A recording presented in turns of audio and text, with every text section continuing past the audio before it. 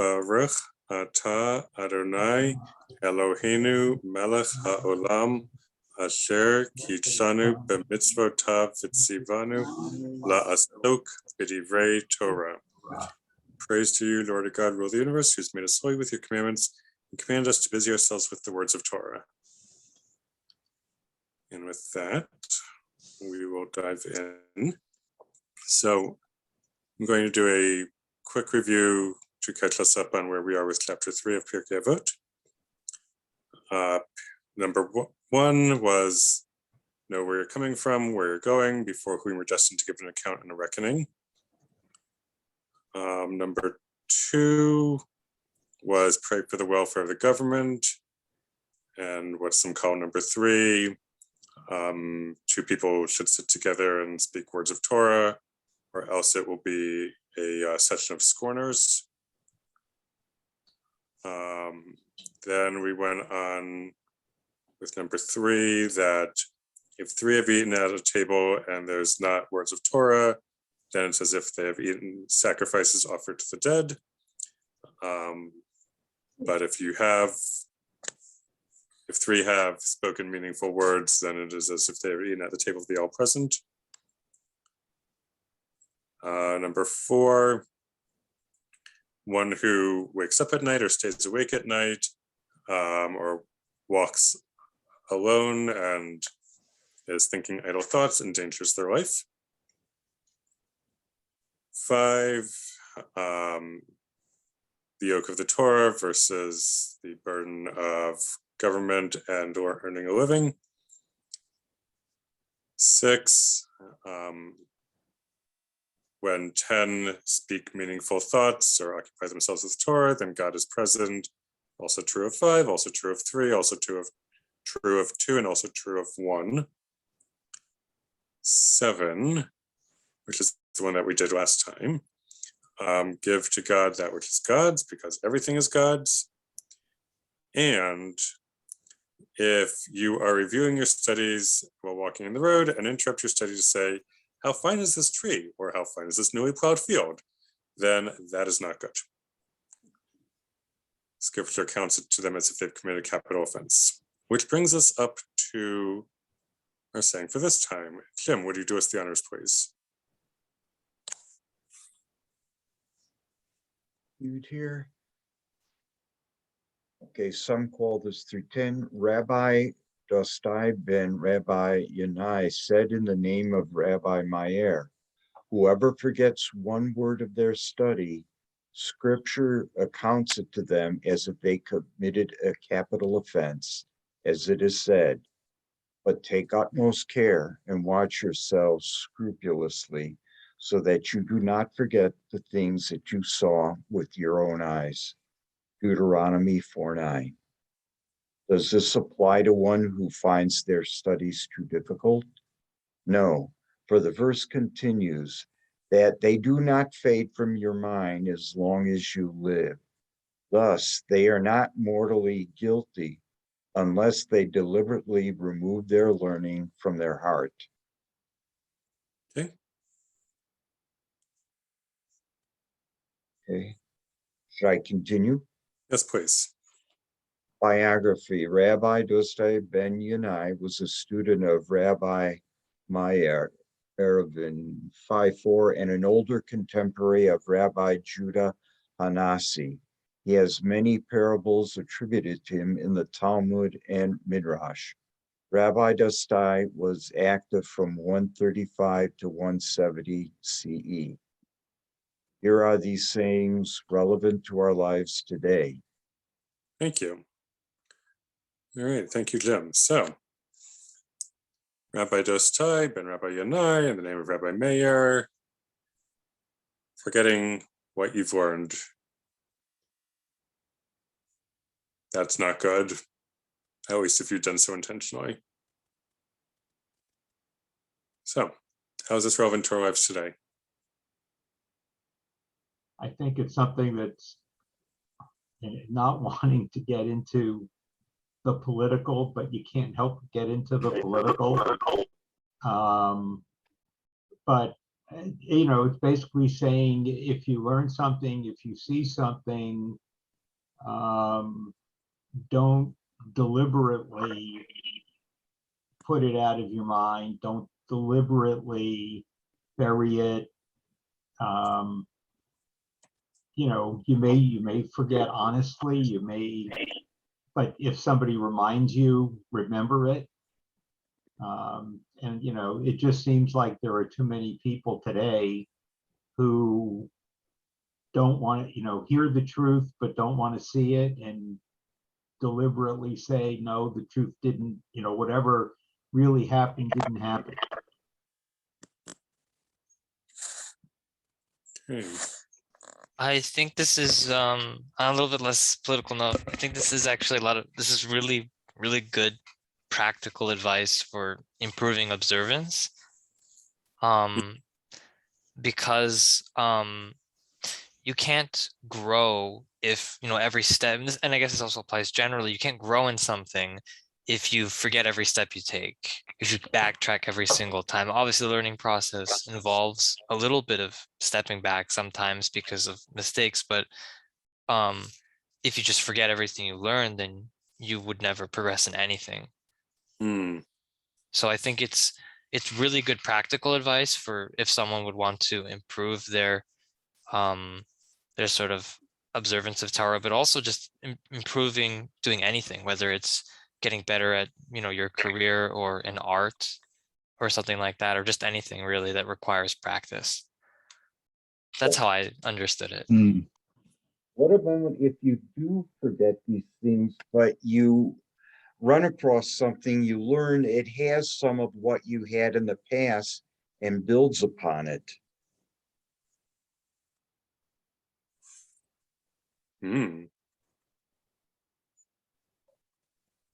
When you say what about if, can you expound on the question?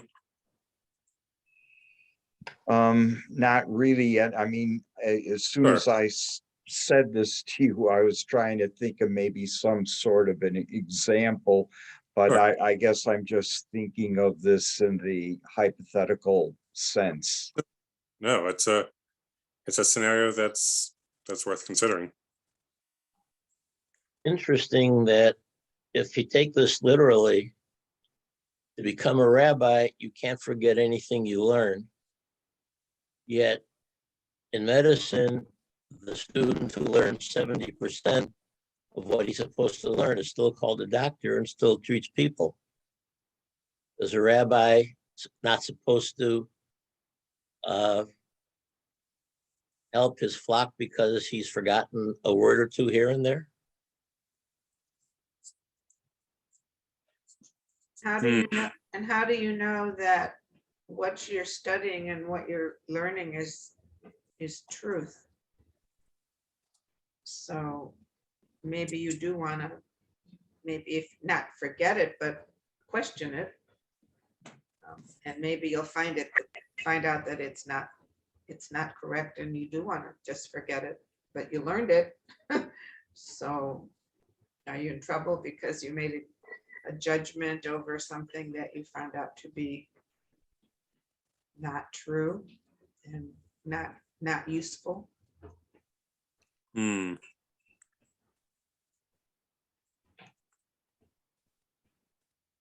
I want to dovetail on that. I think this is really about the quality of the learning experience and whether that learning experience is characterized by a rote engagement with the materials or something more critical, where there's a sort of a doubt or sort of taking a hypothesis test where you're validating everything that you take, that everything is at face value. It's not true until you've validated and tested it with real experimentation in your life, whether it is true or not.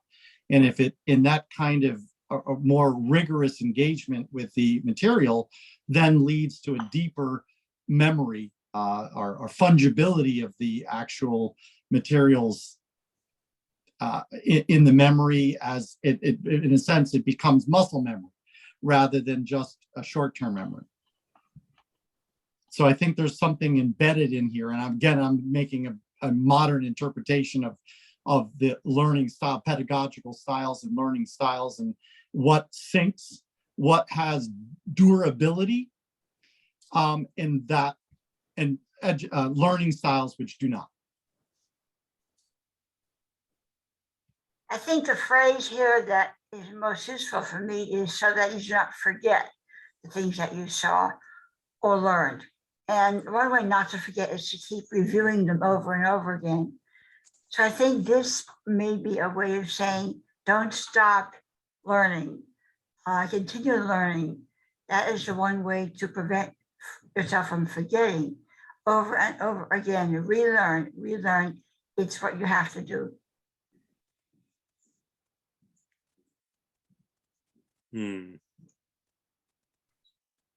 Well, let me ask, if you're studying Talmud 1 page a day, you aren't really reviewing, you're not really repeating it over and over again. You go through it once, you may refer back to it in your future discussions. But the question is, how can you retain that if in fact you're only studying it for itself only one time?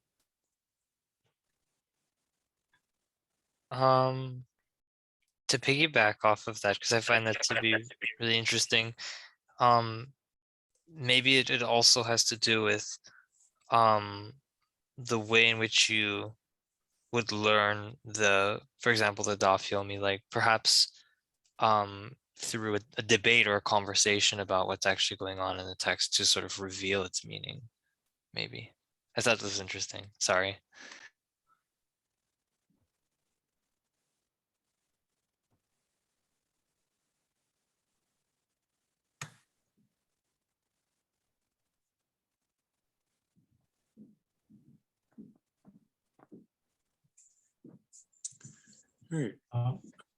One thing that comes to mind to me is that in the last sentence, it says, you're not morally guilty unless you deliberately remove their learning from their heart. So they're not talking about the learning in your head. They're talking about the learning in your heart. So I think that's a different, a little different learning, essentially.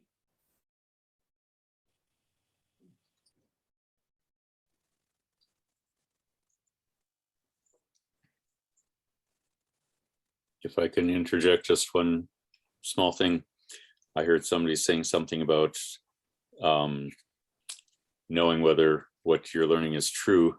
And I will say, as somebody who has spent a lifetime of serving in conservative synagogues until this recent foray into a Reform synagogue, that one thing conservative and Reform have in common that may be somewhat different from Orthodoxy is that we use the word true much, much less often. And certainly the way my brain works, I need that flexibility to have the permission to apply the tools of scholarship and whether it be archaeological or literary or whatever, without having the threat of religious authority saying, well, this is true and that is true. To me, it all is just for study and challenging and trying to understand. So I almost never use the word true, and I'm fairly liberal about saying to my congregants, that's not part of my vocabulary. Let's leave that word out of our discussion.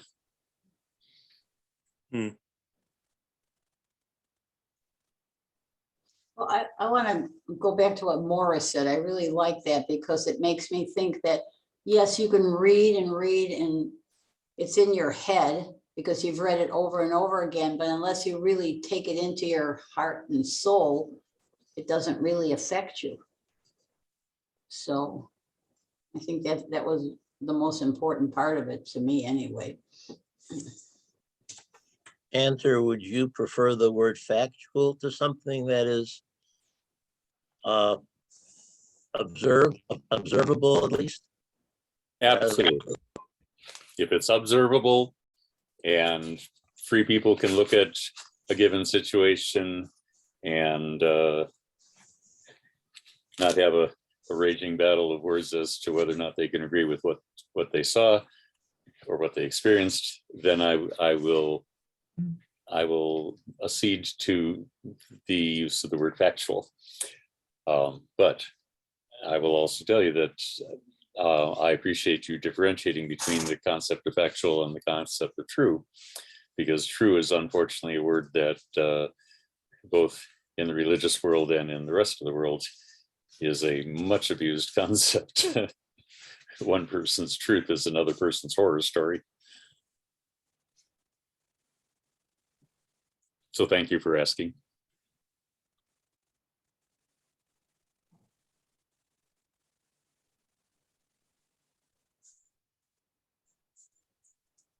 Just like beauty, truth is in the eye of the beholder or beholder. You have to decide your own truth. Sometimes it's not. So I agree with what you're saying.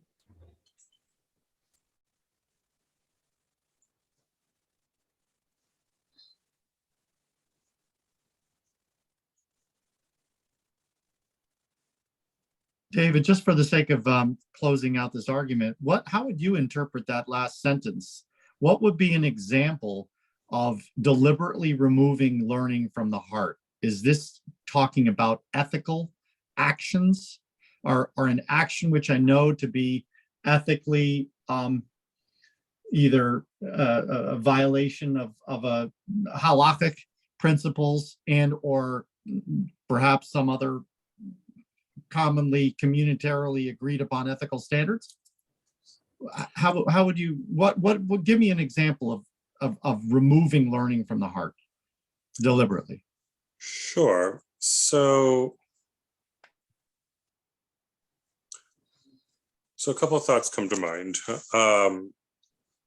One, the phrase "from your heart" also comes up in the Via Hafta, that you shall take these words today, or these words that I tell you today, they should be on your heart.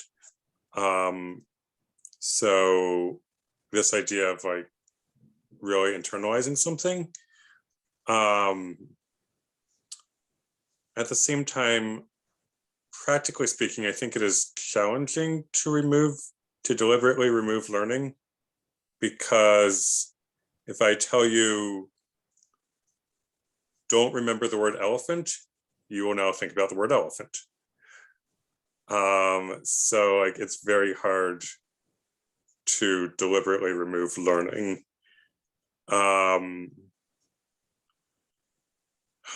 My sense of this is that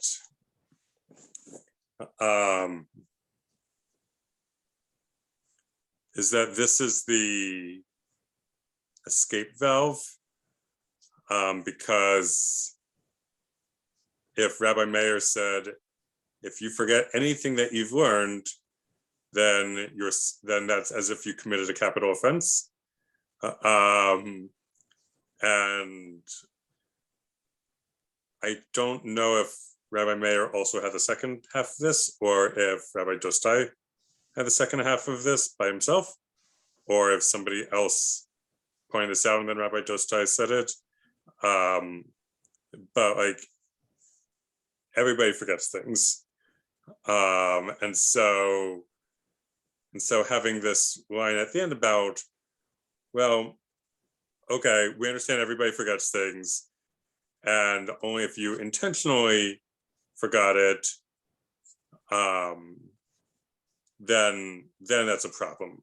So as an example, that could be if I were in high school and I were assigned to read a chapter from my textbook, and I read the chapter, and then there was going to be a big unit test over several chapters, and I'm like, I didn't like that chapter. I will specifically review every other chapter except that chapter. That might be attempting to deliberately remove learning from your heart. Or at least attempting to deliberately remove learning. And as for from your heart, you can interpret that as, well, the ancients just thought that your heart was where like long-term learning lived, like that you've truly internalized it. Or you could interpret that as things that are in your heart are different than things that are in your mind. And that can yield some interesting relevancies for today. So that's a road that one can certainly go down, although one does not have to. But what if all your life you are indoctrinated with a belief that you truly believe in your head and your heart most of your life, and then all of a sudden you find out to be totally untrue? Mm-hmm. And you therefore remove it from your learning, whether from your heart or your head. Are you morally guilty of anything?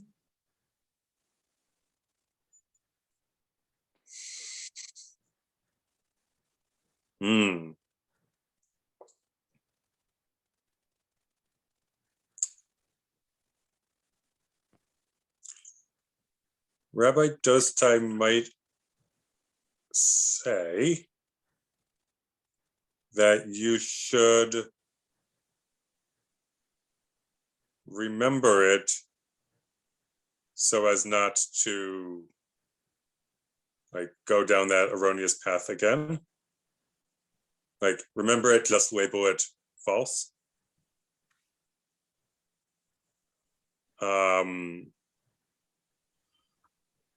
But I suppose that if you were to respond, yes, but if I keep it in my head, then or my heart, then it will lead me astray. Then you might be able to refer back to the Vayomer paragraph where it says that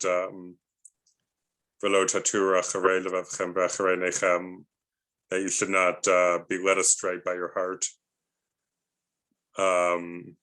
Does removing it from your learning imply that you totally forget it? Or you just assume it's not correct and don't want to know about it anymore? Here first.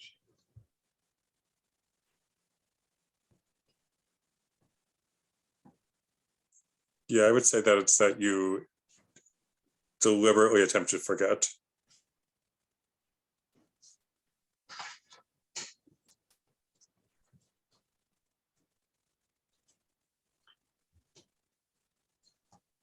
David, can I take us back to the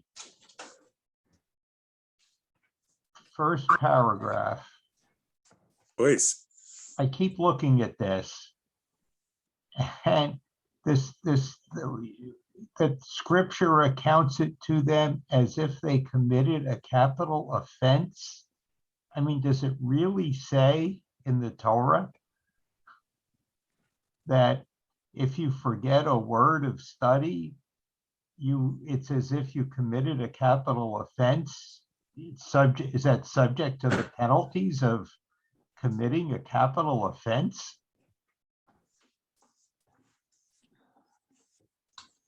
No, not from a pshat, not from a surface interpretation. You can read the verse that's cited here that says, take care and watch yourself scrupulously that you do not forget the things that you saw with your own eyes, that they do not fade from your mind as long as you live. Like, you can read that on a pshat level, on a surface interpretation, as don't forget what you've seen. And presumably if your learning is anything that's written down, then what you've learned by seeing is something that you've seen, and therefore you should not forget. But I would say that is going out on a limb to say that is scripture. That scripture is considering it a capital offense if you do proceed to forget something.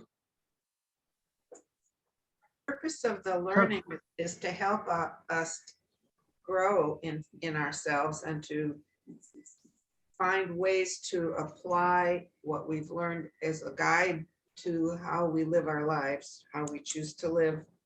And if you learn something over time and you find out, like Kurt said, that it's not correct, it's not right, you can still use that information to make decisions about how you choose to live your life.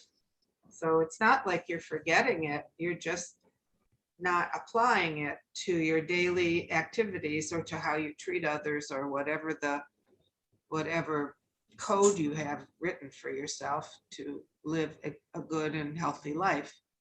So we have to learn, we have to have everything that we've learned pretty much in our lives as a guide to decide, to help us decide how to live. So just because we don't apply it doesn't necessarily mean we've forgotten it. We just don't use it. I have a question. This has been on my mind. I'm wondering, I know earlier in Pirkei Avot, I'm not sure where, but it talks about one of the statements of the sages is warning scholars of bringing their students into what's called something like murky waters, or I think what's heresy, something along those lines, I think is the way what's being referred to. I wonder, because it says here, whoever forgets one word of their study, scripture accounts to them as if they have committed a capital offense. I wonder if this is referring back to that in the sense as like some kind of warning regarding the forgetting of basic principles that you need to sort of derive other things from. Could it maybe be a warning to that basically to keep your fundamentals, perhaps? Because presumably the framework of whatever system you're using would be the fundamentals. In this case, the whatever basic interpretation methodologies, etc. But in a wider sense, our fundamentals as people, our principles, things like that. Could that be maybe a connection of doing? Or am I kind of reading into this too much? So, as I recall, you're connecting this to something in chapter 1, where I don't remember who it is. Although I want to say the rabbi's name has a shin in it. But the rabbi says, scholars, be careful with your words, lest you are exiled by the authorities and your students follow you to a place of heresy and drink its waters. And if I recall, the biographical note is that this rabbi had to flee to Alexandria, maybe in Egypt, and had some students that went there with him and started following Gnosticism or something that was prevalent in that place. So one could make a connection. I hadn't read it that way before, but one certainly could make a connection of if you are leaving this place where you've been learning a Jewish way of life, and you go to another place, if you've forgotten the things that you've learned, then that is not good. Like that is very bad. And if you deliberately say whatever to your Judaism and deliberately remove that learning from your heart, then that is particularly bad. Yeah, that's what I had connected it with, particularly because it compares it to a capital offense. I know because the scripture accounts it, as far as I know, there is some scriptural stuff regarding it as it relates specifically to apostasy. Right. So I'm thinking maybe that's what this is referring to, because just, forgetting something on its own would seem just the act of forgetfulness or willful forgetfulness would still seem a little bit weird to merit capital offense. But if this were referring to apostasy, then that would be a little bit different. So that's why I made that connection. Yeah, that makes sense. Thank you, Gabriel. May I? Thank you. In light of what Gabriel said and Alan's question before about what the text in Scripture really says, I would like to suggest at least the possibility of going in the opposite direction. I don't know if people will find this consoling or indeed the reverse, because this is from the Parsha Va'et Kanan and in Deuteronomy chapter 4, as it notes here, and the rabbis are talking about studying and remember what you studied, and that is the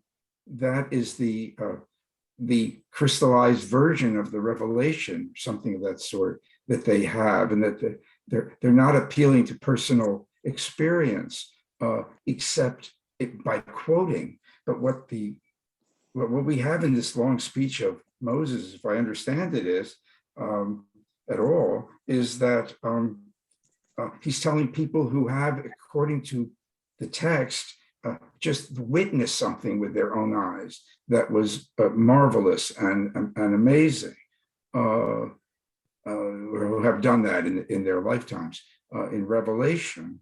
And he says, what you have seen with your own eyes, that's what you have to imprint on your mind. Don't let it fade from your heart or your mind. I mean, your heart is understood as the mind, I think.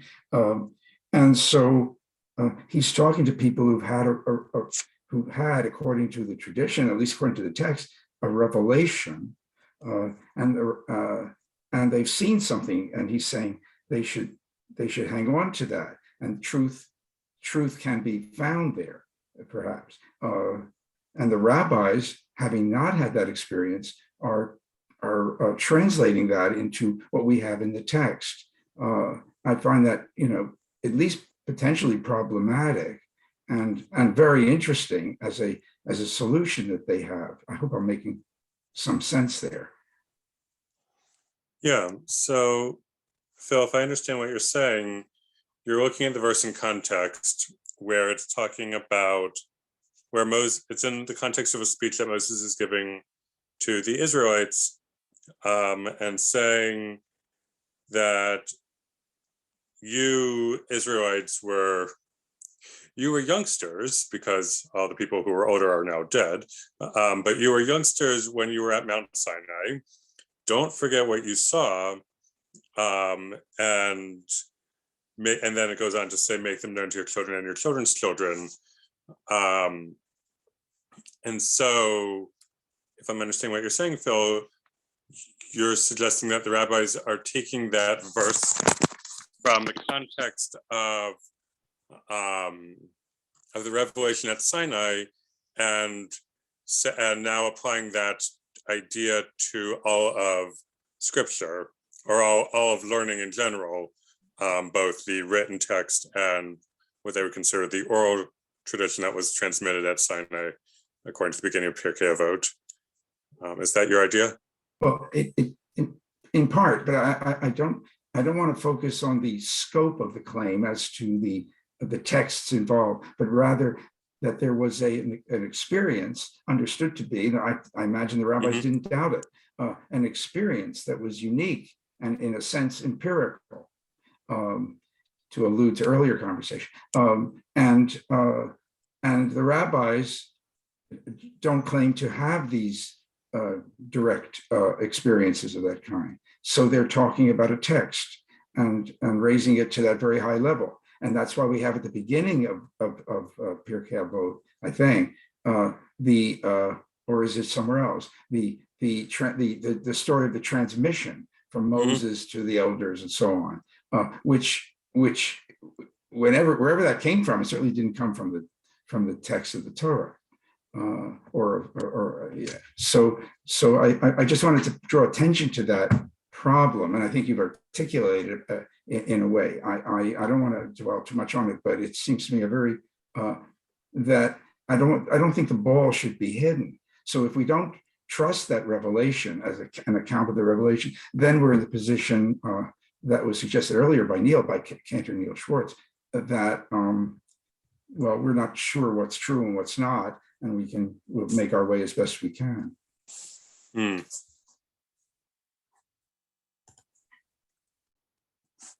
Interesting. Thank you.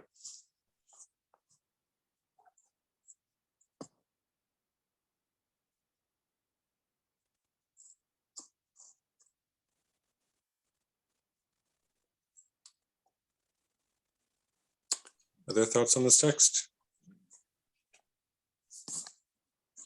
So when you learn from Hillel one day and you learn from Shammai the next day, and the two learnings disagree with one another, are you supposed to learn both of them and thereby decide which one to practice from there by yourself?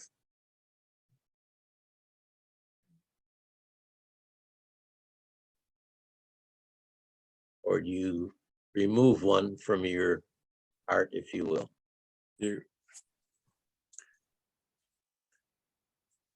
You keep both of them, but pulling from Pirkei Avot again, in chapter 1, Mishnah 6, Rabbi Joshua of Parachia says that you should make for yourself a rabbi, or make for yourself a teacher.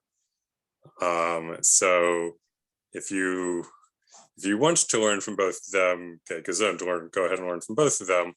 But when they're giving you contradictory instruction as to what to do, then you should pick someone to be your primary authority to help you figure out what to do. But on the other hand, since the students of Hillel would cite the students of Shammai's position first before giving their own thoughts, it's probably good to know what the other positions are, even if you're not going to use them. Going with what Carol said about when you learn something but you've decided not to go with it, keep it as instruction as to what to not do.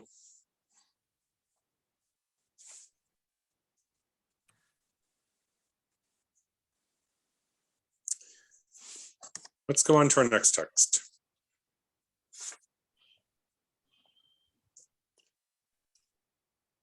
Okay, Herb, would you read this text, please?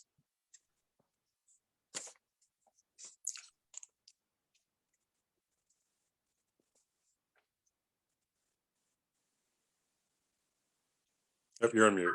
You're muted, Herb. Excuse me, I thought I got rid of it. Rabbi Hanina ben Dosa said, anyone whose fear of sin has priority over their wisdom is enduring. But anyone whose wisdom has priority over their fear of sin, their wisdom is not enduring. He also used to say, anyone whose good deeds exceed their wisdom is enduring. But anyone whose wisdom exceeds their good deeds, their wisdom is not enduring. All right, and we've got a relatively long biography. Rabbi Hanina ben Dosa was active from 40 to 80 CE, before, during, and after the destruction of the Second Temple, and was a friend of Rabbi Yochanan ben Zakkai. Once a man accidentally left left a chicken by Rabbi Hanina ben Dosai's house. Rabbi Hanina and his wife took care of the chicken rather than eating it. They also took care of all the eggs and the chicks that came from the eggs. Eventually, there were so many chickens that it became unbearable. So they sold the chicken and bought some goats. When the man came back for his chicken, they gave him all the goats. It was said of Rabbi Hanina ben Dosa that his prayers were always answered. Rabbi Hanina ben Dosa often did not have enough money even to buy the ingredients for challah. Those weeks, his wife would burn sticks to avoid embarrassment, for then their chimney would have smoke like everybody else's. A busybody neighbor knew how poor they were and wondered how they could be baking challah. The neighbor barged in, but a miracle occurred and there were real challah baking. How are these sayings relevant to our lives today? Thank you. Don't be a busybody.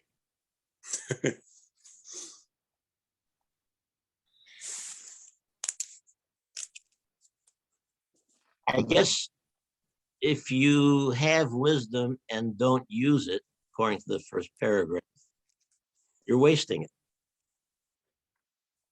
But if you can do multiple acts over a single piece of wisdom, that's a good thing. Hmm.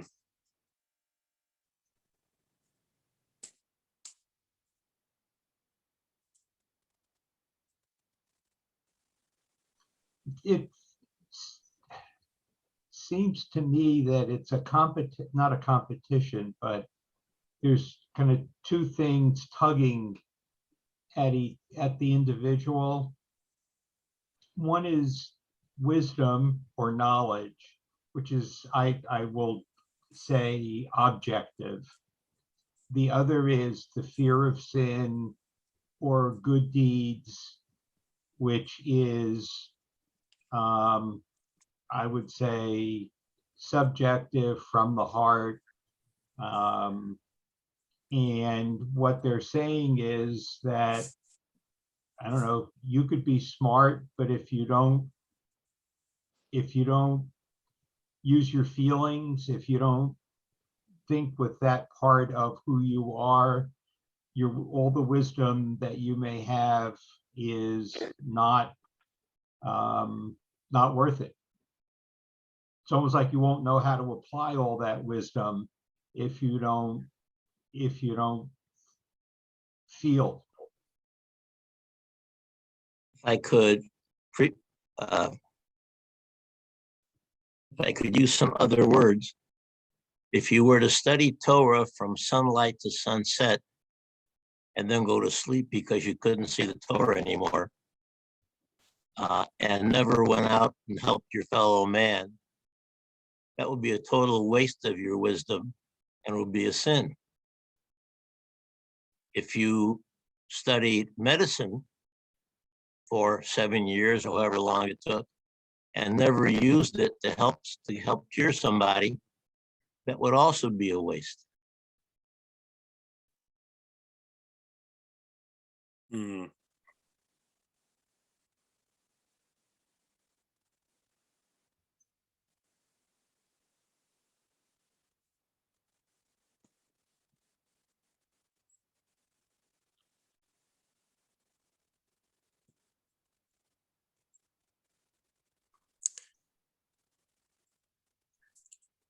I'm curious what you guys think about the idea that wisdom endures if your good deeds exceed your wisdom. I'm curious as to the what, like the why and the how of this.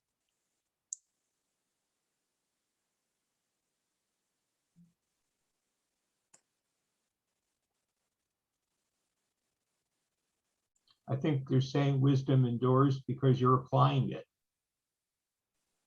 Hmm. But if wisdom takes priority, you're not applying it, or you're not applying it fully, and therefore it's not going to last. Practice makes perfect. If you practice what you know in your wisdom, you really understand it. If all you do is read about in the text and never apply it, you don't really understand it. Hmm.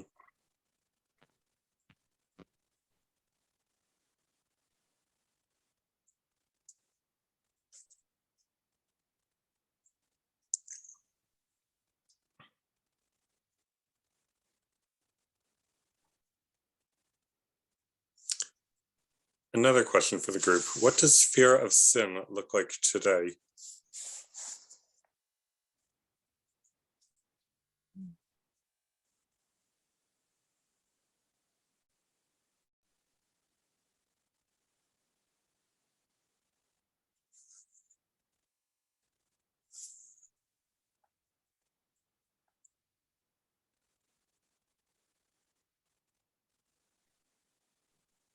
Seems there are many people whose behaviors are sinful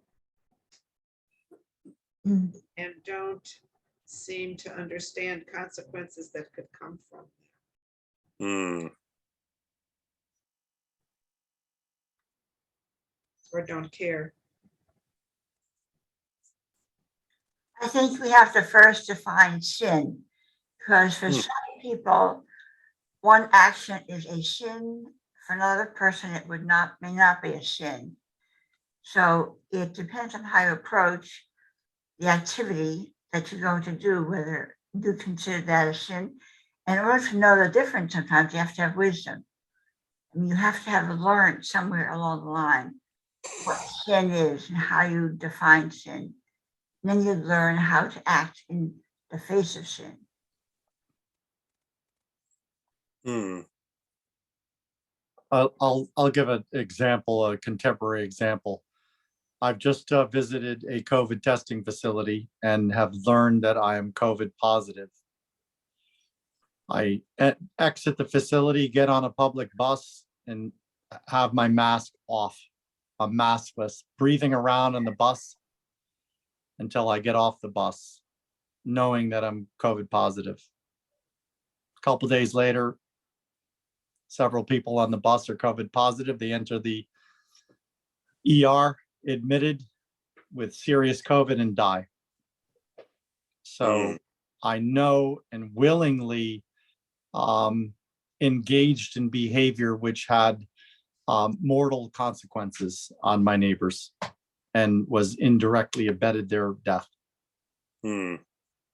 So that to me would be full awareness of the sin that I was committing and the risks of the actions that I took. Thank you.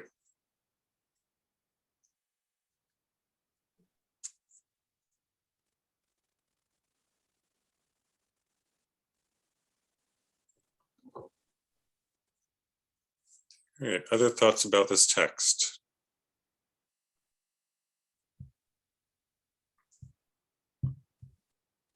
The word wisdom here, and in a lot of these texts, is somewhat problematic. And people, I feel strongly, want to naturalize it. That is, to make it fit in to a body of knowledge that we're comfortable with. And I have the same wish myself. But when you say the fear of sin should precede or have priority over the wisdom, it seems that you're saying that that practical wisdom has to be evaluated according to a concern with offending God. That otherwise it doesn't have much. It doesn't have vitality. That the wisdom is not abstraction, and it's not, as has been suggested, it's not pure intellect. It's very practical, but it's under that umbrella of that concern, and it's hard to make it all fit together if you don't begin with the reality of sin, and since in that way.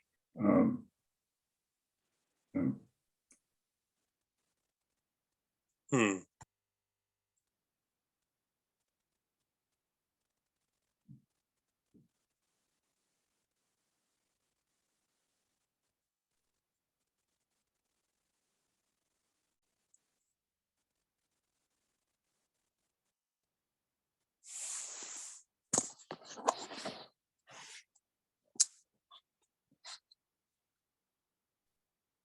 Okay.